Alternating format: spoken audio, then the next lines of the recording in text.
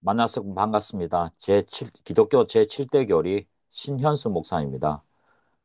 교회에 대한 교리의 마지막 강의 제44강 은혜의 방편에서 말씀드리고자 합니다. 오늘 세 개인데요. 은혜의 방편은 말씀, 성례, 기도로 되어 있습니다. 첫 번째 은혜의 방편은 성령님께서 죄인들에게 베푸시는 은총으로 그를 죄와 부패의 속박으로부터 현실적으로 구출하고 중생, 성화시키면서 그리스도 안에는 모든 영적 복들과 덕성을 주는 통로들입니다. 첫 번째는 은혜의 통로는 하나님의 말씀입니다. 이 교회는 말씀의 선포에 의해서 다스려지며 사람이 창설한 것이 아니라 그리스도께서 세우신 것입니다. 개혁자였던 존 칼빈은 말씀 없이는 신앙이 없다고 말하고 있고, 마틴 루터도 하나님 말씀에 설교되지 않는 곳에는 더 나은 찬송이 없고 더 나은 성경 봉독도 없고 예배를 위한 모일 필요도 없다고 하여 하나님 말씀으로서 설교를 매우 강력하게 강조하고 있습니다. 물론 그 배경에는 성경이 곧 하나님의 진리의 말씀이며 오직 성경이란 원리에 입각한 설교란 의미가 깔려 있습니다. 교회 개혁도 하나님 말씀으로 돌아가자는 원리로 시작됐고 하나님의 말씀을 회복하자는 취지에서 발생하였다고 볼 수 있습니다. 그래서 두 번째는 기독교는 말씀의 종교입니다. 신자는 말씀으로 태어나고 말씀으로 성장하여 영원한 하나님의 품에 들어갈 때까지 말씀으로 보호받고 인도받습니다. 말씀은 능력이요 생명이요 빛입니다. 창조주 하나님은 말씀하셨습니다. 하나님께서 말씀하시니 만물이 지어졌습니다. 성경은 기록된 하나님의 생명의 말씀입니다. 그분이 말씀이 바로 선언되는 곳에 창조의 능력이 나타납니다. 어둠이 사라지고 죽은 자가 다시 살아납니다. 죄인이 변화되어 의와 거룩을 사모하게 됩니다. 그렇기에 교회는 말씀을 사랑합니다. 말씀을 받은 교회는 말씀의 교회가 되었습니다. 이 말씀은 잘 보존되고 성실하게 전파되어야 합니다. 믿음은 들음에서 나며 교회 성장도 들음에서 오기 때문입니다. 존 칼빈은 기독교는 설교의 종교라고 정의했습니다. 그러면서 기독교가 참으로 기독교다워지고 교회가 참으로 교회다워지기 위해서는 언제나 하나님 말씀을 참되게 설교하는 것이 중요하다고 역설했습니다. 설교가 없는 기독교는 미에라처럼 생명이 없는 종교가 될 수밖에 없다는 것입니다. 교회라 말씀과 함께 살고 말씀과 함께 죽는다는 포사이드의 말을 우리는 심각하게 받아들여야 할 것입니다. 교회의 심장이 예배라면 예배의 심장은 설교라고 할 수 있습니다. 꺼져가는 부흥의 등불 속에 한국 교회는 예배를 바로 보아야 할 것이고 그 예배의 중심인 설교를 다시 살펴보아야 할 것입니다. 그래서 칼빈은 하나님께서 말씀을 선포하시는데 인간을 도구로 사용한다 했습니다. 그래서 이는 첫 번째 인간에 대한 존중을 의미하고 둘째는 듣는 사람을 시험하고 셋째는 가르치고 배우는 중에 상호 간의 사랑을 키울 수 있음을 의미합니다. 그리고 여기서 덧붙여 아무리 잘 갖추어진 설교라 해도 그 효력을 발휘하려면 반드시 성령님의 역사가 뒤따라야 합니다. 그래서 칼빈은 그 효력이 인간의 혀로부터 나온 것도 아니요 소리 자체에 있는 것도 아니며 전적으로 성령님으로 돌려져야 한다고 했습니다. 왜냐하면 하나님 나라 가는 길이 오직 그분의 마음이 성령님의 조명으로 세워진 자에게만 열려 있기 때문입니다. 그러므로 칼빈은 성령님의 조명이 없이는 말씀은 아무것도 할 수 없다. 따라서 신앙은 인간의 지성보다 높은 것임을 분명히 했다고 말했습니다.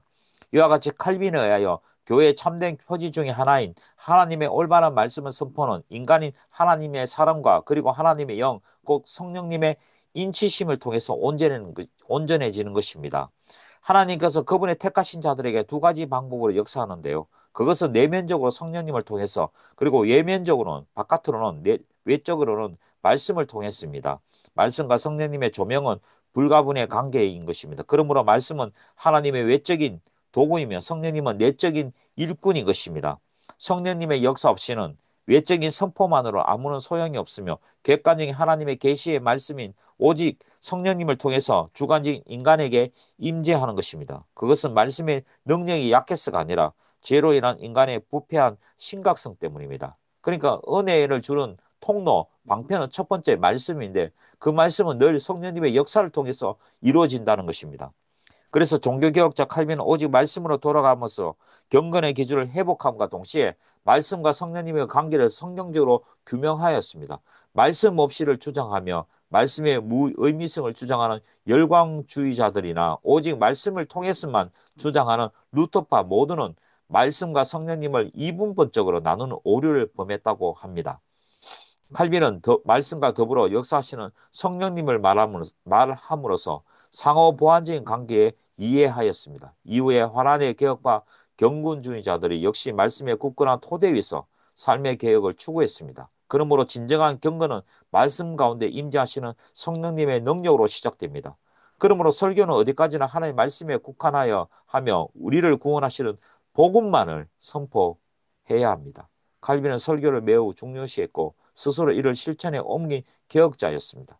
말씀의 선포를 통해서 그리스도의 은총이 전달되고 그 말씀이 성령님 안에서 결실을 맺게 됩니다. 그 결실이란 회개, 재용서, 성화의 역사입니다. 두 번째 은혜의 방편은 성례입니다. 성례는 성찬과 세례이죠. 첫 번째, 성례의 의미입니다. 성례의 의미는 하나님의 은혜를 나타내는 거울입니다. 성례의 진정한 임무는 우리에게 그리스도를 제시하며 그 안에서 하늘 은혜의 보고를 제시하는 것입니다. 성례는 하나님이 우리에게 보낸 기쁜 소식을 전하는 사자와 언약의 비주를 전하는 담보물로서 그 자체로는 은혜를 줄 수 없고 단지 하나님 주신 은혜를 우리에게 알리며 확정하는 것입니다. 그것도 성례 자체의 힘이 아니라 성령님의 역사입니다. 성령님은 하나님의 은혜를 가져오며 성례가 우리 사이에서 자리를 얻게 하고 열매를 맺게 합니다. 성례는 우리의 약한 믿음을 받쳐주기 위해서 하나님께서 우리에 대한 그분의 선하신 뜻의 약속을 우리의 양심에 인치시는 외형적인 표이고 우리 편에서는 그 표에 의해서 주님과 주님의 천사들과 사람들 앞에서 주님에 대한 우리의 충성을 확인하는 것입니다. 더 간단히 말하면 요 밑에 있는 성례는 우리에게 대한 하나님의 은혜를 외형적인 표로 확인하는 증거이며 동시에 우리는 하나님에 대한 우리의 충성을 확인하는 것이라고 할 수 있습니다. 칼빈은 어거스틴의 성례를 거룩한 것의 가시적인 표시 혹은 불가시적 은혜의 가시적 형태라는 것을 인용하였습니다. 이러한 시각적, 감각적 표시가 필요한 이유는 우리의 신앙이 항상 시험을 받으며 완전하지 못한 연약함이 있기 때문입니다. 하나님의 진리는 그 자체로만은 학공부동하며 자체 외에는 더 훌륭한 확인을 받을 수는 없습니다. 그러나 우리의 믿음이 연약하고 약하여서 각종 수단을 사용하여 사방으로 깨어 주고 받쳐주지 않으면 떨리고 흔들리며 비틀거리다가 결국 무너지게 되고 맙니다. 이처럼 성례는 우리의 신앙을 유지케 하는, 정강시키는 것입니다. 그래서 칼빈은 어거스틴에 따라서 성례는 보이는 말씀이라고 하고 영적인 복의 거울이라고 하였습니다. 요컨대 성례는 우리의 신앙을 돕는 것입니다. 또한 이러한 성례의 재창자는 하나님이십니다. 따라서 칼빈은 로마 가톨릭 교회의 칠성례를 비판하고 세례와 성찬만을 성례로 주장하였습니다. 성례에는 세례와 성찬이 있다. 세례는 중생함과 제사함을 의미를 지닌다. 세례는 칭의를 의미한다. 성찬은 계속적으로 은혜 안에서 살아가도록 영향을 공급하는 것이다. 성찬은 성화를 의미한다고 말하였습니다. 교회는 교회에서 성례는 세례와 성찬입니다. 성례는 성례도 성화의 한 방편입니다. 성례는 성령님을 통해서 이루어진 그리스도의 신자와의 신비한 연합에 대한 증거입니다. 성례는 주님께서 제정하신 것이며 주님의 재림에 하실 때까지 계속해야 하는 것입니다. 둘째는 성례와 말씀의 관계입니다. 성례가 효력을 발생한 데는 말씀과 성령님 그리고 그에 따른 신앙의 문제가 됩니다. 칼빈은 성례를 정부 문서나 공문에 찍힌 도장으로 비유하였는데 공문서의 내용은 하나도 없으면서 도장이 찍혀 있다면 그 도장은 아무런 의미와 가치가 없듯이 성례는 약속 그 말씀을 떠나서는 그 자체로는 아무것도 아닙니다. 그러므로 성례에서 그 약속의 말씀도 함께 주어져야 하는데 단순히 낭독되는 정도로만 불충분하고 오히려 설교를 통하여 해석되어야 하는데 설교를 들을 때 비로소 표시들이 오히려 무엇을 의미하는지 이해하게 됩니다. 세 번째는 성례와 성령님의 관계입니다. 자연스럽게 이 말씀의 강조는 칼빈에서 성례를 성령님의 사역과 연결시킵니다. 성례를 신앙 안에서 받아들이지 않으면 아무것도 아니라는 이 말은 신앙은 말씀으로부터 오며 그럼에도 불구하고 그 신앙이 연약함으로 성례와 같은 도움이 부차적으로 필요하다는 의미를 이해할 수 있습니다. 칼빈은 신앙이 전적으로 성령님께서 하시는 고유한 일이라고 강조했습니다. 그들이 하나님의 은혜를 한 가지만 말하는데 비해서 우리는 세 가지를 인정합니다. 첫 번째는 주님께서는 우리를 말씀으로 가르치시며 지시하십니다. 둘째는 말씀을 성례로 확인하십니다. 셋째는 우리의 마음을 성령님의 빛으로 비추시며 우리의 마음을 여셔서 말씀과 성례가 들어오게 하십니다. 그렇게 하시지 않는다면 말씀과 성례는 길을 울리고 눈앞에 나타나기만 할 뿐 우리 마음속에 아무런 영향을 주지 못할 것입니다. 그러므로 성례가 그 직책을 올바르게 수행하려면 성령님이 와서 마음을 파고 들어와 마음을 감동시키며 우리의 영혼을 열어야 합니다. 이때 비로소 믿는 자들은 성례를 통해 예수 그리스도의 연합을 재확인하고 더욱 확고부동하게 되는 것입니다. 이 점에 대한 니젤은 이 세상에 이기시는 세상을 떠나시고 지금도 하늘에 머무르 계시는 그리스도와 우리의 관계는 다만 성령님 역사 자체를 통해서만 극복될 수 있다는 설명은 매우 적절합니다. 칼빈은 성례가 그 임무를 올바르게 수행하려면 반드시 내적 교사인 성령님께서 오셔야 한다고 말하였습니다. 성령님의 힘이 아니면 마음속에 침투하고 감정을 움직이며 우리의 영혼을 열어서 성례가 들어오게 할 수 없다는 것입니다. 성령님이 없으면 먼 눈이 비치는 태양의 빛이나 막힌 귀에 울리는 음성과 같이 아무 성과도 없을 것입니다. 그러므로 칼빈은 성령님과 성례를 구별해서 역사하는 힘은 전자에 있고 후자에는 그 인문만을 남긴다고 하였습니다. 이 인문은 성령님의 역사가 없으면 내용이 없고 비약한 것이 되지만 성령님이 그 속에서 역사하면 힘을 나타내실 때는 위대한 효력을 발휘하는 것입니다. 그러므로 성령님의 힘이 없으면 성례는 아무 유익도 주지 못하며 이 교사의 가르침, 성령님의 교사의 가르침을 이미 받은 마음 속에서는 성례가 믿음을 강화하며 정진시키는 것을 아무도 막을 수 없을 것입니다. 그러므로 차이는 오직 하나뿐입니다. 우리의 눈과 귀를 날 때는 듣고 보는 능력을 받았지만 우리 마음속에는 그리스도의 본래의 분량 이상의 특별한 은혜로 같은 일을 하고 하신다는 것입니다. 설교 말씀을 통하여 말씀하시고 이 말씀을 성례전으로 확인하실 때 성령님께서 조명하셔야만 이 말씀과 성령님의 성례전에 대하여 마음의 문이 열린다고 하였습니다. 성령님의 역사가 없으면 말씀은 단순히 귀에 때릴 뿐 성례전도 다만 눈앞에 전시될 뿐 전혀 마음에 와닿지 않는다는 것입니다. 넷째는 성례와의 믿음과의 관계입니다. 칼빈은 믿음은 전적으로 성령님께서 하시는 고요한 일이라고 하면서 성령님의 조명에 의해서 우리는 하나님과 그의 자비를 보고를 알게 되고 성령님의 광명이 없으면 우리의 마음의 눈은 어두워서 잘 볼 수 없게 된다고 했습니다. 그래서 감각이 둔해져서 영적인 것을 전혀 느낄 수 없게 됩니다.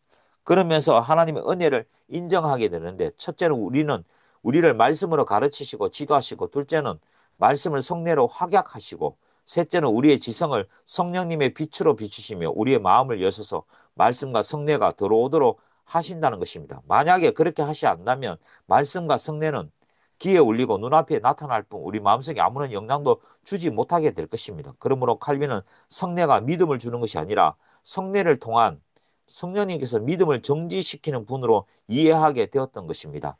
두 번째는 세례입니다. 첫째, 세례의 정의입니다. 세례의 정의는 우리가 그리스도께 접붙임을 받아 하나님의 한 자녀로 인정되기 위해서 교회라는 공동체에 가입되는 인문의 표징을 세례라고 합니다. 세례는 하나님께서 주신 것이므로 그 목적은 세례는 하나님 앞에서 우리의 믿음에 도움이 되고 둘째는 사람들 앞에서 우리의 고백에 도움이 되려 하는 것입니다. 세례는 우리의 믿음에 세 가지 유익을 줍니다. 첫째는 가는 세례는 우리를 깨끗하게 되었다는 보증과 증명입니다. 세례는 우리의 모든 죄가 제거되고 용서되고 소멸되어 하나님 앞에 나타나거나 기억되거나 그 때문에 우리를 고발한 일이 결코 없으리라는 것을 우리에게 확신시켜주는 도장을 찍는 문서와 같은 것입니다. 둘째, 세례는 우리가 그리스도 안에서 죽고 새 생명을 얻은 표징입니다. 죽고가 아니고 죽고입니다. 세례는 그리스도의 죽음을 본받아 우리의 욕망에 대해서 죽고 그리스도의 부활을 본받아 의로운 생활을 하도록 분발하라는 권면입니다. 세 번째로 세례는 그리스도와 연합되어 그분의 모든 축복을 나누게 된다는 확실한 증거가 되는 것입니다. 그리스도는 자기를 낮추셔서 우리와 연합하시고 친교를 맺으시고자 하시는 그 연합과 친교의 가장 경건한 견고한 유대로서 세례를 공통분모로 삼으시기 위하여 자기의 몸을 세례를 성별하셨습니다. 그래서 바울은 우리가 세례를 받음으로써 그리스도를 옷 입혀진다는 사실을 근거로 삼아 하나님의 자녀라는 정명을 얻었습니다. 둘째, 세례의 목적입니다. 칼빈의 세례가는 루터와 쩌빙글리의 세례의 개념을 결합한 것이라고 볼 수 있습니다. 그러나 칼빈은 세례가 그리스도인에 선언하는 것이라 주장하는 사실이나 그에게서 가장 중요했던 것은 세례의 영적 내용이었습니다. 칼빈은 그리스도에게 접붙임을 받아 하나님의 한 자녀로 인정되기 위해서 교회라는 공동체에 가입되는 인문의 표징이 세례라고 하였습니다. 그러면서 세례는 하나님께서 주신 것이고 그 목적은 다음과 같습니다. 제가 자꾸 칼빈 하는데요. 칼빈이라는 사람을 추종하는 것이 아니라 칼빈이 개혁파 장로교회를 세우신 어, 창시자이기 때문에 칼빈의 신학 사상을 따르는 것이고 나의 모든 신학 사상은 칼빈과 헤르만 바벤큐로부터 출발된다는 것을 다시 한번 이야기를 드립니다. 첫 번째, 세례의 목적은 하나님 앞에서 우리의 믿음에 도움이 된다는 것입니다. 이것은 우리가 깨끗게 되었다는 표와 정령이라는 것입니다. 세례는 우리의 모든 죄가 도말되고 용서되고 소멸되어 하나님 앞에 나타나거나 회상되거나 그 때문에 우리를 고발한 일은 결코 없으리라는 것을 우리에게 확인하는 인을 친 문서와 같은 것이란 말이 뜻입니다. 두 번째는 사람 앞에서 우리의 고백에 도움이 되게 하는 것입니다. 그러니까 쉽게 말하면 내가 세례를 받는 것은 하나님 앞에 내가 믿음이 생기고 하나님의 자녀란 그 증거를 받고요. 또한 모든 회중들 앞에서 내가 고백하여 신앙을 고백하여 하나님의 자녀가 됐다는 것을 고백하는 문서가 되는 것입니다. 믿고 세례를 받는 사람은 구원을 얻을 것이라는 약속과 함께 세례를 받은 것은 세례의 가장 중요한 점이라는 것입니다. 세례로 죄를 씻어 깨끗게 하였다는 것, 옛사람이 그리스도의 죽음과 장사에 연합되었다는 것과 그리스도의 부활에 연합되었다는 것과 교회의 지체가 됨을 의미합니다. 성찬은 예수 그리스도의 십자가의 구속을 기념하며 믿음으로 영생을 얻었음과 예수 그리스도의 영적인 연합과 및 주님과의 즐거움 교제를 의미합니다. 셋째는 세례의 유익입니다. 세례는 무엇보다 우리의 신앙에 도움이 됩니다. 칼빈은 세례가 신앙에 주는 유익을 세 가지로 말했습니다. 첫째는 우리의 죄를 씻는 표지가 됩니다. 우리의 죄를 씻는 표지입니다. 세례는 과거의 죄만 씻겨짐이 아니라 언제 세례를 받든지 간에 우리는 일생 동안 씻음을 받고 깨끗하게 된다는 것을 알아야 합니다. 그러므로 우리가 넘어질 때마다 세례 받은 것을 회고하며 마음에 굳게 해서 항상 사죄에 대한 확신을 가져야 합니다. 세례는 한 번 받은 것이며 지난 것 같이 생각되지만 그 후에 지은 죄로 인하여 무효가 되지 않습니다. 세례에서 우리는 그리스도의 순결하심을 얻었습니다. 그분의 순결은 영원히 풍성하고 어떤 오점이라도 더럽히지 않으며 도리어 우리의 모든 더러운 것을 묻어버리며 깨끗하게 씻어버린다는 것입니다. 둘째는 세례는 그리스도 안에서 우리의 죽음과 부활을 표시합니다. 장사된 것은 그리스도께서 아버지의 영광을 통해 죽은 사람들 가운데서 살아나신 것 같이 우리도 또한 생명의 새로움으로 행하기 위한 것입니다고 로마서 6장 4절에 기록되어 있습니다. 즉 그리스도의 죽음을 본받아서 우리의 욕망들에 대해서 죽고 그리스도의 부활을 본받아 의로운 생활을 하도록 함이라고 합니다. 그러므로 그리스도인이라면 마땅히 죄에 대해서 죽고 의에 대해서 살아야 합니다. 세례는 중생의 씻음과 회개함이며 이와 같이 먼저 죄의 용서와 의의 전가가 우리에게 약속되고 그 다음에 우리를 개조해서 새로운 생명을 가지게 하고 성령님의 은혜가 약속됩니다. 세 번째 단은 세례는 우리가 그리스도와 결합된 것을 나타내는 표시입니다. 그리스도의 죽음과 생명의 접붙임이 될 뿐 아니라 그리스도 자신과 밀접하게 연합되어 그분의 모든 축복을 나누어 갖게 된다는 확실한 증거인 것입니다. 그분은 자기를 낮추셔서 우리와 연합하시고 친교를 맺으시고자 하시는 그 연합과 친교의 가장 견고한 우대로서 세례를 공통분모로 삼으시기 위하여 자기의 몸을 세례를 성별하신 것입니다. 그래서 바울은 우리가 세례를 받음으로써 그리스도의 옷 입게 된다는 사실을 근거로 삼아 우리가 하나님의 자녀라는 것을 증명하고 있는 것입니다. 이같이 우리는 세례의 완성이 그리스도 안에 있다는 것을 알 수 있습니다. 그러므로 우리는 그리스도를 세례의 고유한 목적이라고 부르는 것입니다. 넷째, 세례의 효과입니다.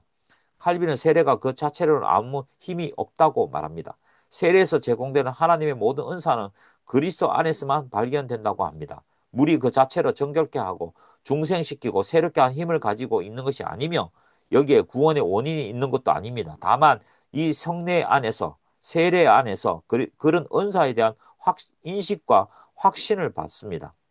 칼빈에 있어서 세례의 효과는 첫 번째는 세례는 우리의 모든 죄가 도말되었음을 우리에게 확정해 줍니다. 세례는 단 한 번 받는 것이지만 우리가 우리의 세례를 회상할 때마다 우리의 모든 죄가 씻어졌음을 확신하게 됩니다. 그 죄세례바가 있잖아요. 종교개혁 시대 이단으로 정죄가 되는데요.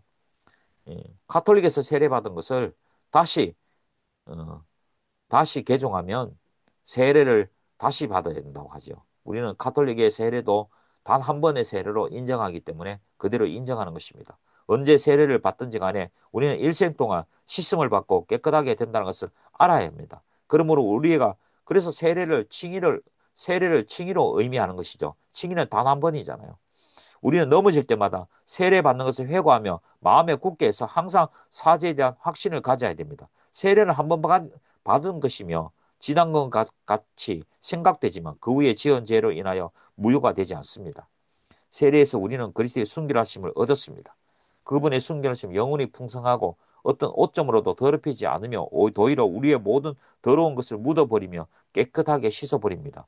그리스도는 우리의 죄를 씻기 위하여 피를 흘리셨으며 성령님은 사제의 말씀에 의해 매일 우리를 정결케 하는 동시에 우리의 죄를 회상시킴으로써 우리의 사죄를 확정해 줍니다. 두 번째는 세례는 우리의 죄가 우리를 지배하지 못하도록 하는 것입니다. 우리가 육체의 감옥 속에 살고 있는 동안은 죄의 자치가 우리 안에 머물 것입니다. 우리가 세례 안에서 하나님 우리에게 준 약속을 굳게 믿을 때 죄가 우리를 지배하지 못할 것입니다. 물론 이때도 세례가 그 자체로 무슨 힘이 있어서 죄를 짓지 못하도록 하는 것이 아닙니다. 다만 우리는 세례를 통해서 그리스도의 죽음을 본받아 우리의 정욕에 대해 죽고 그분의 부활을 본받아 우리의 정욕에 대해 죽고 그분의 부활을 본받아 의 안에서 훈계를 받습니다. 세례를 통해 이런 깨달음을 주고 그래서 죄 짓지 않게 하는 것이 성령님의 강력한 역사입니다. 다섯 번째는 유아세례입니다. 칼빈은 유아생활을 옹호하고 장로교는 유아세를 지지합니다. 칼빈은 신약의 세례와 할례의 유사성을 이끌어냅니다. 하나님께서는 아브라함에게 할례를 제정하실 때 하나님은 아브라함과 그의 후손의 하나님이 될 것이라고 약속하셨습니다. 그리고 하나님은 아브라함에게 제사함을 약속했으며 할례를 제정하셨습니다.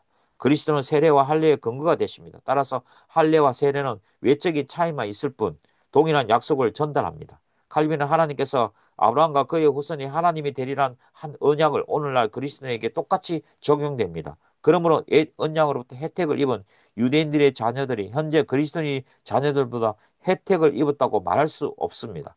오히려 주님은 그 은혜를 더 풍성히 하시고자 오셨습니다. 칼빈은 유아세를 인정하였습니다. 유아세는 우리를 사랑하시기 때문에 신자들의 후손을 돌보시고 신자들의 자녀들이 하나님이 되시고자 하신다는 것은 세례란 표징을 통해서 우리에게 제시하는 것입니다.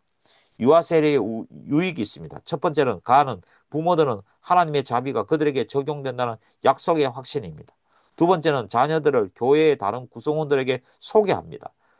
세 번째는 후에 자녀들이 하나님에 대한 열심을 품도록 고무시키는 것이라고 합니다. 세 번째는 성찬에 대한 것입니다. 첫 번째는 성찬의 의미입니다. 칼빈은 그의 기독교 강요에서 성찬을 다룬 장에서 성찬의 의미를 다음과 같이 말하고 있습니다. 하나님께서 우리를 자신의 가족으로 받아들이시고 종으로서가 아닌 아들로 여기셨다.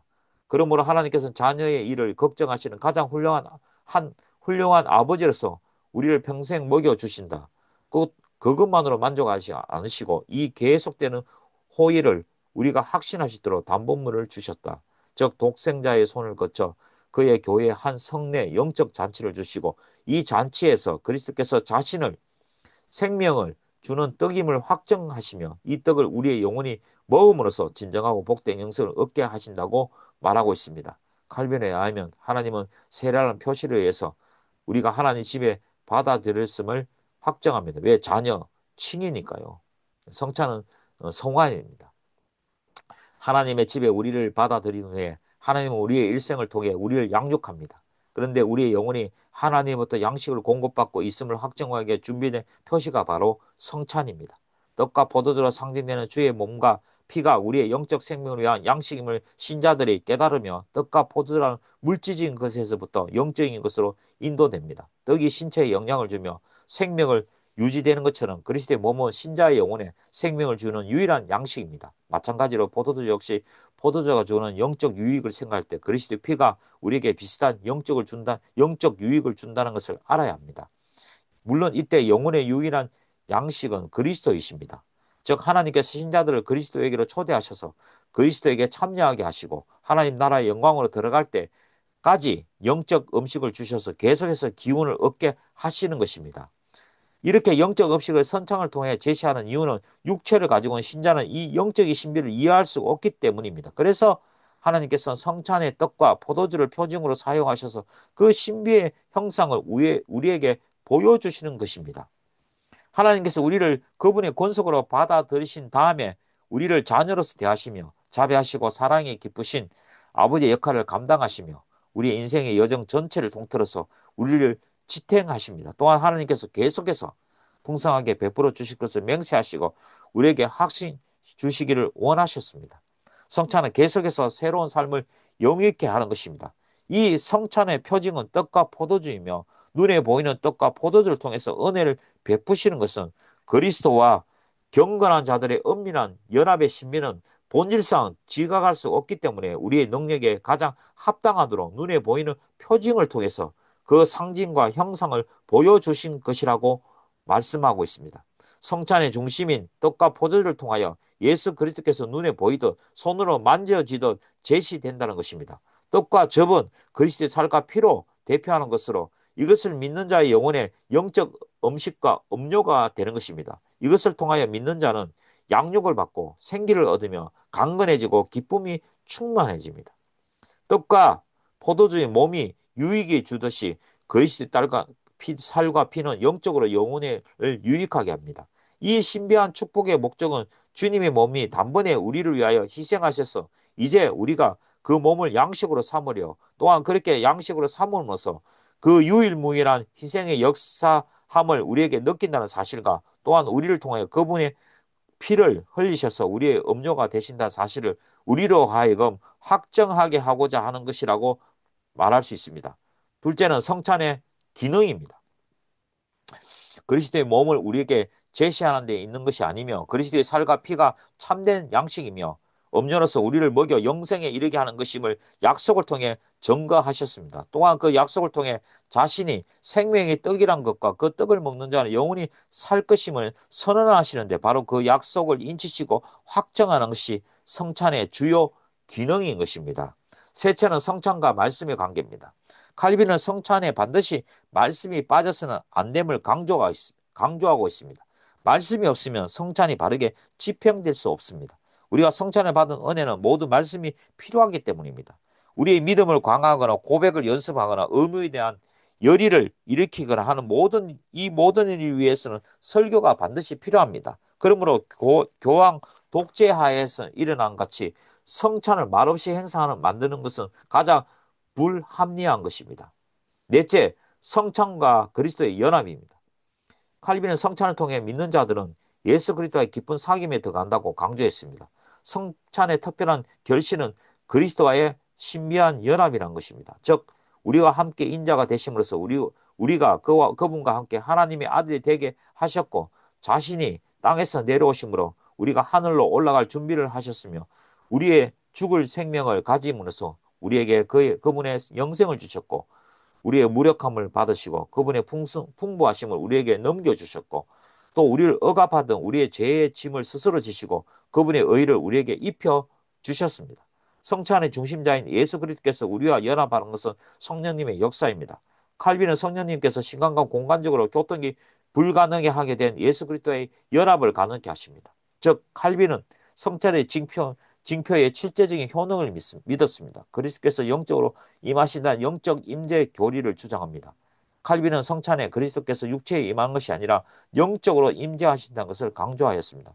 성령으로만 가능한 그리스도의 연합은 너무 높은 신비라고 이해하거나 말로 표현하기보다는 나는 느끼고 경험한 편이 낫다고 아래 같이 고백했습니다. 나는 다음과 같이 말하는 데 있어서 아무런 모함을 볼 수 없다. 즉 우리는 참으로 그리고 실제로 그리스도의 몸과 피를 받는다. 또한 그리스도가 외적 상징으로만 아니라 그분의 영적 비밀한 역사로 우리에게 내려오셔서 그리하여 우리가 믿음으로 그분에게 올라간다는 동의하는 한 그분은 본질적으로 우리의 양식입니다. 이처럼 칼빈은 성찬 교리에서 성화의 측면을 강조하였습니다. 다시 말하자면 세례는 칭의의 의미고 성찬은 성화의 의미입니다. 칼빈에게 있어서 성찬이 이렇게 실제적이며 중요한 것이었기에 그는 성찬을 자주 집행할 것을 강하게 주장했습니다. 성찬에 대해서 지금까지 말한 것을 보면 현재의 통례와 같이 1년에 한 번, 그것도 추수감사절, 성찬절 형식적으로 받도록 성찬을 제정한 것이 아님을 분명히 알 수 있습니다. 오히려 그와 반대로 모든 그리스도는 자주 성찬을 받도록 제정하셨고 자극을 받으면서 그러면 현대 한국교회에서는 추수감사절, 성탄절을 형식적으로 하는 것이 아니라 매달 한 번 정도는 꼭 매달 첫째 주나 이렇게 정해서 성찬을 하는 것이 바람직하다고 생각합니다. 그리스도의 순환을 자주 회상하고 이런 회상을 의해서 믿음이 강하게 하며 하나님께 감사의 노래를 드리고 하나님의 자비를 선포하며 또 자주 성찬을 받음으로써 상호간의 사랑을 정진하고 서로 사랑을 증명하며 그리스도의 몸 안에서 단결하는 데에서 사랑의 유대를 인식하게 되었습니다. 예, 성찬의 견해는 네 가지가 있는데요. 화채설 로마 가톨릭 교회의 견해입니다. 공제설 루터파의 견해고 상기설, 기념설, 저번길의 견해고 영적 임재 견해는 개혁파, 칼빈주의, 개혁주의 견해입니다. 이 공제설 루터파의 견해와 상징설 저번길의 견해가 둘이가 하나가 합치려 했는데 모든 견해는 다 일치를 받는데 합의를 받는데 이 성찬 성찬설에서 성찬의 교리에서 공제설과 상징설 합의를 보지 못하가 루터와 저번길가 분리가 되었고 갈라졌고 갈등이 일으켰습니다. 그러나 한국교회는 대부분 좁은길리의 견해인 이 기념설, 나를 기념하라는 그 말씀에 문자적으로 받아들여서 상징설, 기념설을 우리가 유지하고 있는데 이것도 오늘은 이렇게 성찬에서 자세히 말을 하면 또 1시간 이상 걸리니까 그냥 영적 임재 교리에 대한 개혁파, 장로교회, 칼빈주 개혁주의 견해를 우리가 인정하고 성경적 원리라고 따르고 있습니다. 그래서 첫 번째는 은혜의 방편. 교회 안에서 은혜를 받는 그 방편은 첫 번째는 말씀이고, 하나님의 말씀이고, 두 번째는 성찬, 성례, 세례와 성찬이고, 세 번째는 기도입니다. 기도를 통해서 하나님의 은혜를 임하게 됩니다. 앞에 두 가지, 말씀과 성례는 하나님으로부터 우리에게 오는 것이며, 기도는 우리가 하나님 앞으로 나아가 드리라는 점입니다. 하나님께서는 그분의 택하신 자들로 하여금 자신과 인격적인 교제를 나누고 대화할 수 있도록 하셨는데 그것이 바로 기도입니다. 칼빈의 또 기도론에 보면 기도에 대한 교리를 보면 기도는 그것을 통해 하나님의 은혜를 매일 받는 믿음의 어뜸가는 행사이며 자녀들에게 어떤가는 특권이다. 기도를 통해서 그들의 믿음의 참된 증거를 나타내 보이기에 기도는 믿음의 영속적 행사. 이게 중요합니다. 기도는 믿음의 영속적, 지속적 행사라는 것입니다. 올 하루 10시간 기도하고 끝나는 것이 아니라 매일매일 기도하는 것입니다. 우리의 심령 속에 참되고 살아있는 믿음이 있으면 기도가 저절로 터져 나오며 심령 속에 신앙이 형성될 때 불가피하게 나타난 결과입니다. 왜냐하면 신앙이 존재하는 경우에는 기도가 둔해질 수 없기 때문입니다. 신앙은 적극적으로 기도로 터져 나오며 기도를 통해서 복음을 발견해 보여주며 보아들을 캐내는 것입니다. 그런 의미에서 기도는 살아있는 신앙의 표현이요. 하나님께 대한 사랑의 필요를 말로 알리는 믿음의 행위라 있습니다. 믿음의 영속적인 행사라 했잖아요. 칼빈은 길 가면서 중얼중얼 날마다 기도했다고 합니다. 건국 대통령 이승만 대통령도 매일매일 중얼중얼 기도했다고 합니다. 걸어가면서. 저 또한 그것을 본받아서 칼비와 이승만 대통령의 기도를 본받아서 저도 걸어가면서 또한 잡생각하지 않고 핸드폰 보지 않고 기도하는 습관을 만들고 있고 지금도 진행 중에 있습니다. 성경은 기도를 영혼의 호흡, 금대접에 담긴 향이라고 합니다. 그만큼 우리의 기도가 귀하고 중요한 것이며 하나님께서 기뻐하시는 것입니다. 성도는 기도를 통하여 하나님께 자신의 소원한 바를 아뢰며 구하기도 하고 기도를 통하여 죄를 회개하고 감사를 드릴 수도 있고 또 기도를 통하여 하나님이 주시는 여러 가지 영적인 은혜를 받아 누릴 수도 있습니다. 따라서 우리의 기도는 강력한 은혜의 방편이 되는 것입니다. 기도는 오직 하나님께서 그분의 자녀들에게 주시는 놀라운 특권입니다. 첫 번째 기도의 특징입니다. 첫 번째는 하나님과 대화는 하나님을 경외함으로 기도하는 것입니다. 하나님을 경외함으로 드리는 기도에는 하나님과 대화를 나눈 사람에게 어울리는 합당한 정신과 마음 자세가 필요합니다. 경외함이 있어야 된다는 것입니다. 불경스럽다거나 충동적이거나 경선한 요소로 있어서는 안 됩니다. 하나님을 바르고 순수하게 주시하지 못하고 육적인 근심과 생각을 버리고 전심전력을 해서 하나님께만 향하는 마음을 가져야 됩니다. 인간의 정신은 본래 방황하는 습성 때문에 이질적이고 외부적인 염려에 빠지기 쉽고 하늘나라를 보지 못하고 땅의 일에 얽매이는 있는 것이 보통입니다. 그러므로 기도하는 사람은 이러한 모든 염려를 버리고 우리의 정신 그 자체를 높이 초월하여 하나님 앞에 적합하고 순결한 상태로 나아가야 합니다. 하나님의 존경심은 그 무엇보다 우선 하나님의 선을 남용하지 않기 위하여 인간 자신의 무가치함을 철저히 인식하고 모든 인간적인 욕심으로부터 초연한 자세를 가지고 세상 성속의 혼합을 철저히 배제하는 것입니다. 그러므로 기도자는 그 무엇보다 하나님께서 허락하신 것 이상을 구하지 말고 자신의 욕망을 하나님의 권능에 복종시키는 마음, 스스로 깊은 심년에 떨어져서 부르짖는 자세를 가져야 됩니다. 따라서 기도자는 성령님의 도움이 필요하며 그러므로 기도자는 성령의 도움을 받아 기도하는 것이 마땅하는 것입니다. 두 번째는 진심으로 부족함을 느끼며 회개하는 마음으로 기도해야 합니다. 기도할 때 항상 자신의 무력함을 느끼며 우리가 구하는 모든 것이 얼마나 필요한가를 진심으로 생각해서 그것을 얻고자 하는 강렬한 소원을 기도에 첨가해야 합니다. 스스로 회개하거나 기도하는 것은 사람의 힘으로 도저히 해낼 수 없는 일입니다. 따라서 기도는 예수 그리스도 안에서 하나님의 은혜에 대한 반응으로 생각해야 됩니다. 자신의 죄를 용서해 달라고 기도하면서 자기가 죄인이 아니라고 생각하는 사람은 가정스러운 것이며 하나님의 저주를 받아 마땅합니다. 이런 사람들은 기도할 때 마치 하나님에 대한 의무를 이행하거나 하는 것처럼 일정한 형식에 따라 기계적으로 혹은 습관적으로 아무 생각 없이 중얼거리지만 이러한 기도는 하나님을 희롱하는 것밖에 아무것도 아닙니다. 진정으로 갈망하며 하나님으로부터 얻기를 원하지 않는다면 마땅히 그런 기도는 삼가해야 합니다. 그러므로 우리는 공궁을 절감하면서 참여하는 마음으로 기도해야 합니다. 우리는 우리가 필요한 것이 무엇인가를 철저히 알고 열심히 기도해야 됩니다. 올바른 기도는 자신의 부족함과 하나님의 도움의 필요성을 가슴 가득 느끼고 참여하는 자세로 진솔하게 열렬하게 지속적으로 들어져야 하는 것으로서 신현이 강할수록 더욱 강렬하게 들어져야 하는 것이란 것입니다. 왜냐하면 성경은 기도의 열성과 지속성을 요구하고 있기 때문입니다. 무릇 경건한 자는 주를 만날 기회를 얻는 대로 기도하여야 합니다. 이런 내용을 살펴볼 때 바르게 기도하기 위해서는 회개가 절실히 필요합니다. 왜 그렇습니까? 하나님은 죄인들의 기도를 들으시지 않기 때문입니다. 기도의 응답을 받거나 하나님을 기쁘시게 하기 위해서는 자신의 악한 행실을 미워하고 거지와 같던 자신의 처지와 마음 자세를 가져야 됩니다. 그리고 하나님 나라와 영광을 생각하는 열성이 끊임없이 계속적으로 우리 마음을 점령케 하기 위하여 쉬지 말고 기도해야 합니다. 하나님 앞에 쉬지 않고 기도하는 자에게는 위선과 거짓이 있을 수 없습니다. 그래서 에레미야에서는 여호와께서 자기에게 간구하는 모든 자, 곧 진실하게 간구하는 모든 자에게 가까이 하신다고 시편에서 말씀했고요. 에레미야에서는 전심으로 하나님을 찾는 자에게 만나게 된다고 하셨기 때문에 세 번째는 자기에 대한 신뢰를 버리고 겸손하게 용서를 빌며 기도해야 됩니다. 기도는 열정적으로만 한다고 해서 다 되는 것이 아닙니다.